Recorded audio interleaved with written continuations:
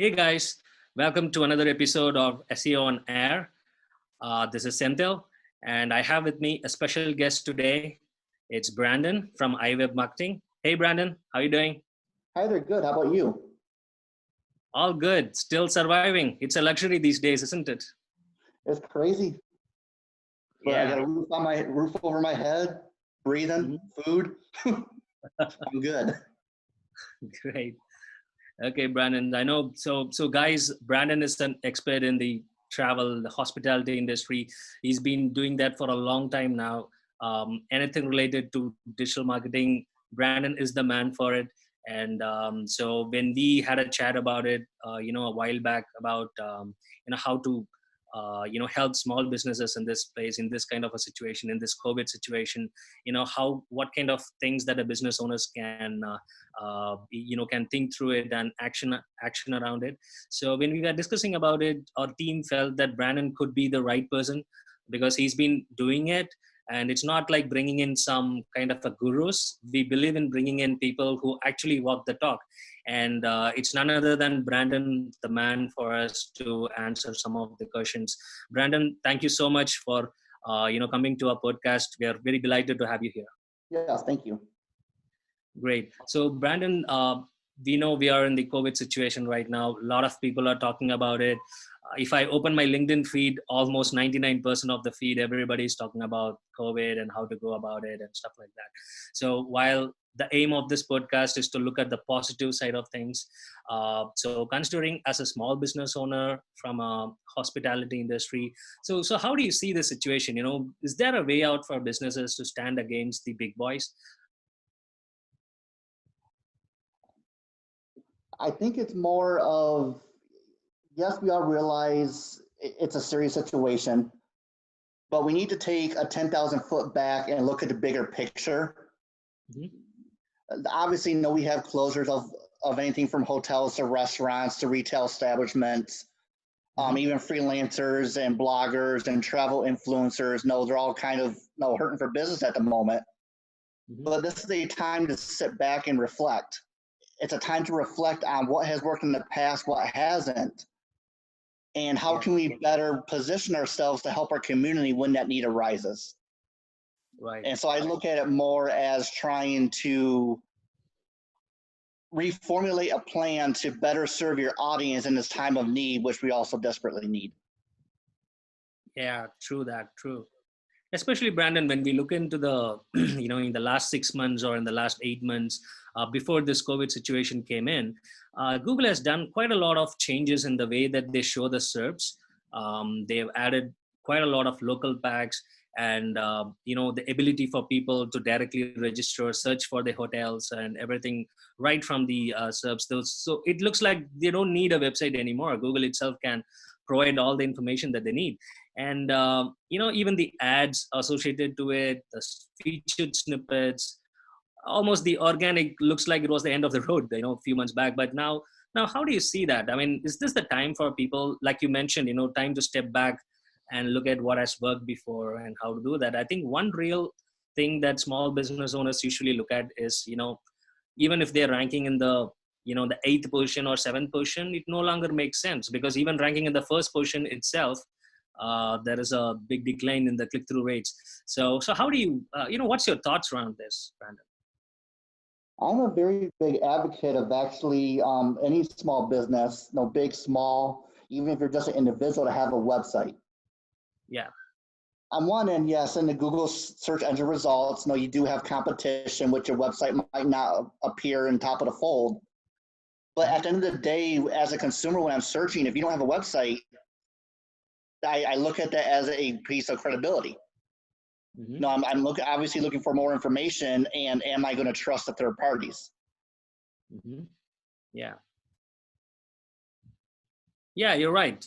So obviously having your own website and the branding is what people will be mostly looking at. So if I'm looking at it, I would rather trust Brandon's own website compared to, if there is like a Google SERP. Yeah, it's good for getting the information. But if I'm going to walk into a restaurant and maybe if I want to do a hotel booking, maybe I'd rather prefer a branded, website or, around it. And something else to add to that is in the online space, we can all have a piece of ownership, which I'm a very big fan of. No, there's plenty of bloggers and influencers that I know that run their business strictly just off of Instagram. Mm-hmm. But if Instagram closes down its doors tomorrow, yeah, what do you have that's remaining? In my own view, the only piece of online real estate you have is your website, which you can create yourself, and email collection. Collecting your email database. If you rely on other platforms, it's good, but you need to diversify your business so in the event something ever closes, it doesn't put you out of business. Absolutely. That's a brilliant thing. In fact, that's the same thing that's happening for us these days, Brandon. So what's happening is, even at Stan Ventures, when we are running some ads to promote our own services, the problem is now that, Google is not offering that kind of a support. Even Facebook has some delays in approving the ads. And luckily we have a big list. We have, over the years, we have a lot of subscribers. And right now, in fact, the whole business is running on this list because, the ads, it's getting a bit delayed. So what if tomorrow, if Google closes the doors, then it's like end of the road for most of these people. I think you hit the nail on the head, right? So it's always better to be less dependent on, the social channels, and always have your own brand on your own website. It also depends on what part of the world you're in. I mean, here in the U.S., Google's dominant. The last I checked, roughly 75 to probably 82% of the search market belongs to them. Mm-hmm. Whereas if someone over in China, Baidu is going to be the primary search engine. And if you go to Russia, is Yandex. And Google has a much smaller percentage. Yep. Yeah, that's right. Yeah. So, so Brandon, what about the, some of the factors that come into consideration, because like you mentioned, having a website, yes, that is one, that's just one part of the puzzle. And I'm pretty sure a lot of the tourism hospitality industry, they depend on micro influencers. So what are your thoughts about it? Is this the time for, reaching out to these people, building the relationship? And, so what's your thoughts about it? How can how can these small businesses choose these micro influencers and bloggers to promote their brand at this time? At this time, I think it's viable to consider using this kind of marketing.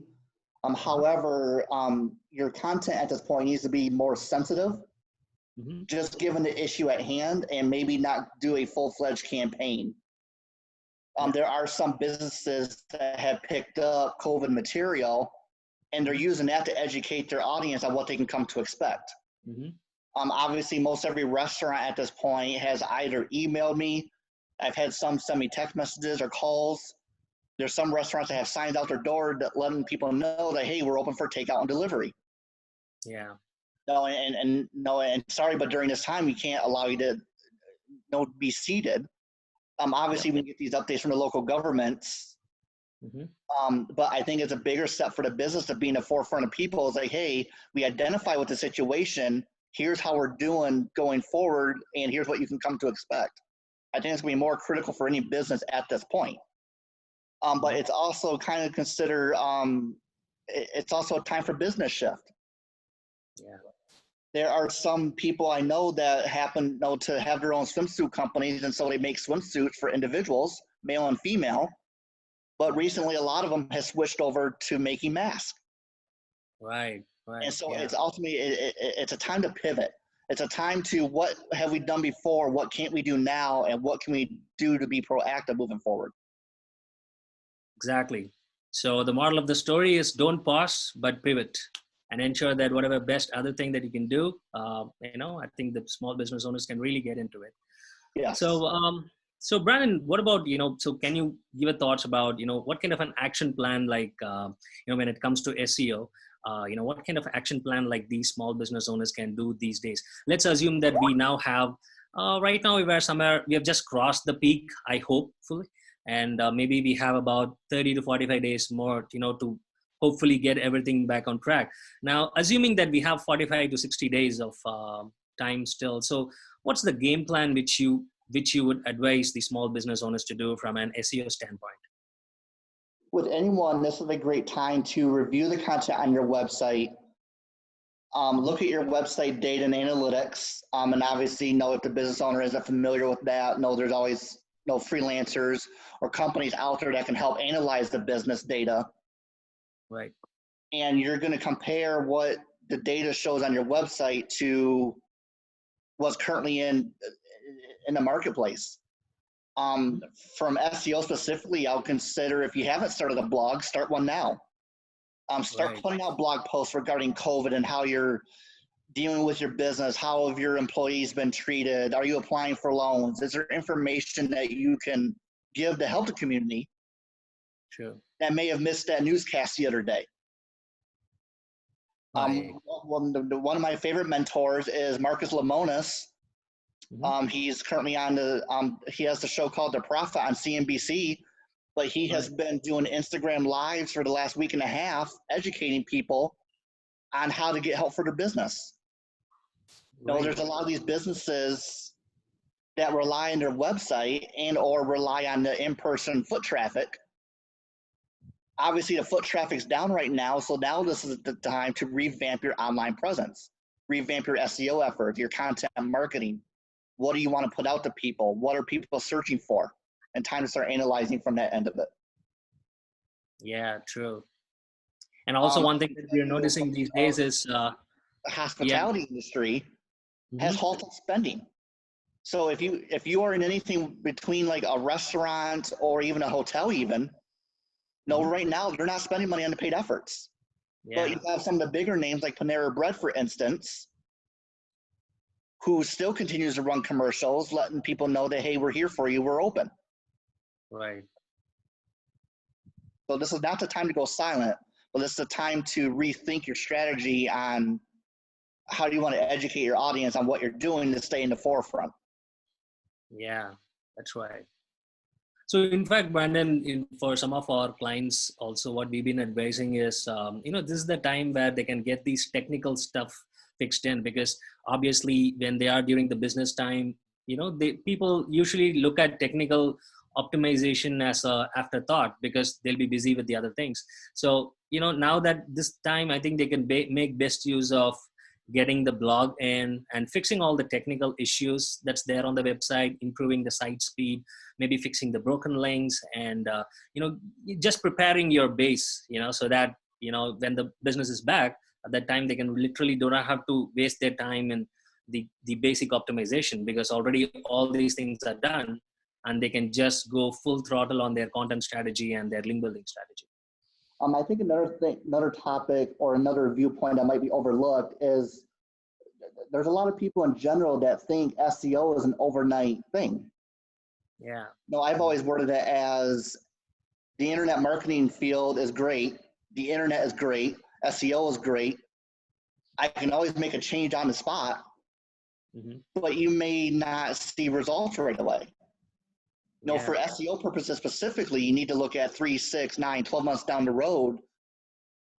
And just because you have a disruption doesn't mean you need to go change your content around the following day. Let it sit for a few weeks, see what people are doing on your site, and then make that informed decision from that point. True that. Yeah, absolutely. Of course, this is the time where the top of the funnel keywords will be performing more, because of course the bottom funnel keywords will be focused on your business. But when it comes to the top funnel keywords, people will be searching for information at this time, maybe because they're spending more time in their homes, more time online. So I think it's the right time for people to actually focus on, maybe some quick wins here and there, right?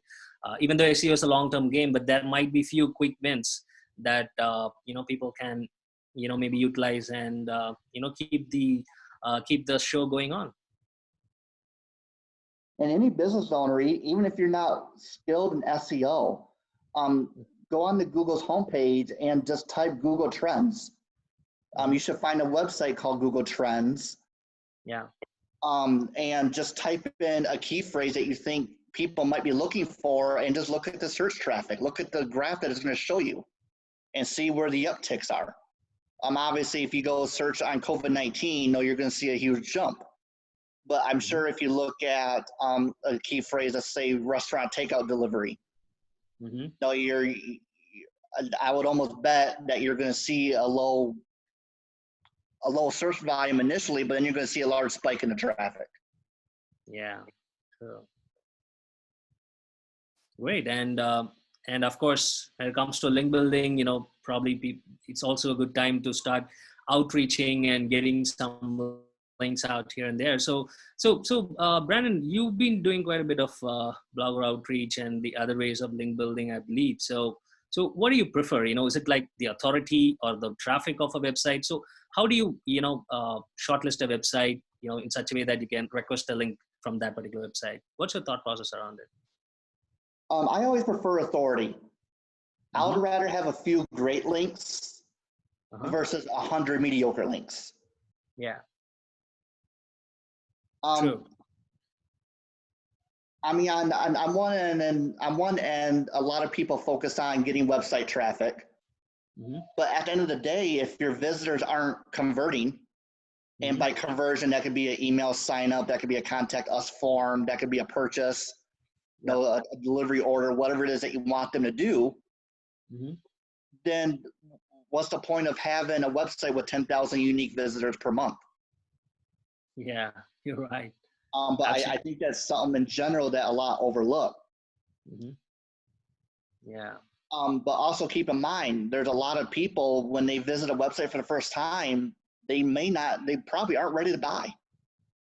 Yeah, true. No, I would expect a higher conversion off of a first-time visit for a restaurant versus a retail website, or even a hotel website for that matter. But it's important to focus on quality over quantity. Sure. But when you get links from authoritative websites, I think that speaks louder volumes to your visitors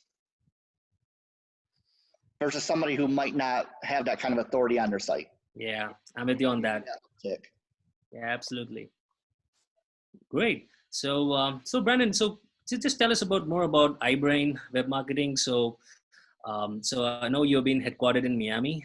So can you just share with our audience a little bit more about your company, so that if someone's interested, so they can always reach out to you for any business inquiries? So under iBrain Web Marketing, I've worked with, I ultimately primarily come from the hotel. I'm in hospitality space, and some of these hotels do have restaurants. But over the years, I have served people in telecom, if they're a bookkeeper or accountant or even a CPA, tax client. I really open myself up to any small business owner that doesn't necessarily have a $5,000 a month budget. Right. No, I guess I'm going after the smaller guy or girl in an ultimate sense. I myself know I'm very skilled across the SEO, the email marketing, content marketing. I do build websites on WordPress, but I do have a network of resources for those tasks that I can't complete myself, and I work with my team to get that accomplished. Great. But primarily, it's just individuals and small business owners is who my target is, and that's who I enjoy working with. I enjoy the personal relationships, so whatever that be, meeting in person, having a phone chat, video chat, whatever it is the client wants to do, then I honor that and try to build that rapport. And I'm in it for the long haul. I'll take items that are a one-off project, but I prefer a long-term relationship as a whole. Great, Brandon. So guys, who is listening, Brandon is the Swami knife. So, he has almost end to end. It's quite interesting where Brandon mentioned, where you also take care of the website development as well as SEO and all the other things. So it's like more like an end to end, that's what, small business owners need. They don't want to, just spend that one guy and then keep running here and there. So it's always good to have a boutique agency with, the tech support as well while you're doing digital, because it's quite important these days. So Brandon, I really enjoyed speaking with you. It's quite a lot of insights there. I'm pretty sure the community that's listening to this are going to get a lot of takeaways from this podcast. Thank you so much for your time, Brandon. Yes, it was a pleasure speaking with you. One big tip I'd like to leave the audience. Yep. Is obviously number one point: if you don't have a website, get a website. I'm a very big advocate of WordPress, but if that's not your cup of tea, know anything to do with Squarespace, Wix, any of those website template builders that are a little bit simpler, no, by all means, use those and do what you got to do. But the second most important is going to be start a blog of some type. Your blog capitalizes on additional key phrases that your website normally wouldn't go after. Right. But it also helps establish you as an authority figure in your industry. And that's ultimately what people are going to identify with. Absolutely. So to summarize, guys, get a website, ensure that you have a proper blog plugged in, and ensure that you build your authority these days. We know these are troubling times, but the end of the time, it's just that these are the opportunities which we have to take it. And there's, I think you can rewind this podcast, you can hear it again, even in, there'll be a blog summarizing the things that's discussed in this podcast. Feel free to leave your comments as well. Brandon will be active, so you can reach out to him on LinkedIn. We'll be sharing his LinkedIn profile as well as his website in our blog post. So you can reach out to him. You can even feel free to ask more questions. We'll be happy to cover that. Thank you so much, Brandon. Have a great day. Yes, thank you.